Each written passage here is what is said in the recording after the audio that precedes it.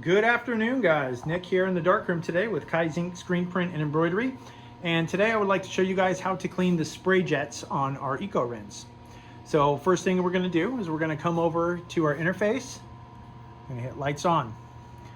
We have a little paper clip piece here, so I'm going to go ahead and pull that out. And then we're going to open up our door. Open her up all the way. Now, as you see, located inside here are the spray jets. Okay, we want to make sure that those are at a vertical angle. That way the spray comes out as such. If they were turned, it would come out, it would fan out in a different direction. So what we're going to do is we're going to take our little paper clip, start up here at the top. There's a little opening there. You're just going to want to get that in there, work it in. You just want to kind of work it around, breaking up any of that calcium buildup that's going on in there. Make sure you clean them all. And there are quite a few of them, so it is a tedious process.